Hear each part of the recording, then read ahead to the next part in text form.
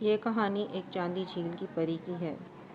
ایک دور دراز گاؤں میں زہرہ نام کی ایک غریب مگر نہایت مہربان عورت رہتی تھی۔ اس کے شوہر کا انتقال کئی سال پہلے ہو چکا تھا اور اب اس کی دنیا صرف اس کی دو بیٹیاں تھیں، بڑی بیٹی عائشہ اور چھوٹی بیٹی نور۔ زہرہ دن رات محنت کرتی، لوگوں کے گھروں میں کام کرتی تاکہ اپنی بیٹیوں کو بھوکا نہ سونا پڑے، مگر غربت کا سایہ ہمیشہ ان کے گھر کے گرد منڈلاتا رہتا تھا۔ ایک رات جب آسمان پر پورا چاند چمک رہا تھا، نور کو شدید بخار ہو گیا۔ زہرہ کے پاس دوا خریدنے کے پیسے نہیں تھے۔ بے بس ہو کر وہ رات کے اندھیرے میں جنگل کی طرف نکل پڑی، جہاں ایک پرانی جھیل تھی جس کے بارے میں لوگ کہتے تھے کہ وہاں دعائیں قبول ہوتی ہیں۔ زہرہ جھیل کے کنارے بیٹھ کر رونے لگی۔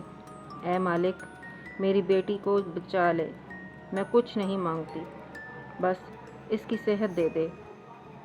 اچانک جھیل کا پانی چمکنے لگا اور اس میں ایک حسین پری نمودار ہوئی۔ اس کے پروں سے روشنی پھیل رہی تھی۔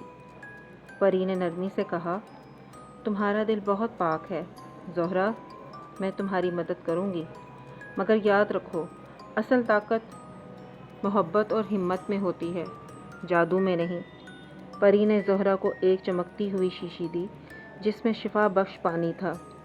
زہرہ نے گھر آ کر نور کو وہ پانی پلایا اور صبح ہوتے ہی اس کا بخار اتر گیا۔ کچھ دن بعد گاؤں کے ایک بزرگ نے زہرہ کی محنت اور ایمانداری دیکھ کر اسے اپنے کپڑوں کے کارخانے میں کام دے دیا۔ آہستہ آہستہ ان کے حالات بہتر ہونے لگے۔ عائشہ پڑھ لکھ کر استاد بن گئی اور نور لوگوں کا مفت علاج کرنے لگی تاکہ کوئی اور ماں بے بس نہ ہو۔ سالوں بعد جب بھی چاندنی رات ہوتی، زہرہ جھیل کے پاس جا کر شکر ادا کرتی۔ اسے سمجھ آ چکی تھی کہ پری نے صرف جادو نہیں بلکہ اسے امید دی تھی۔ اس کہانی میں ہمیں یہ سبق حاصل ہوتا ہے کہ سچی محبت، صبر، محنت اور ہمت سب سے بڑا جادو ہوتی ہے۔ اسی لیے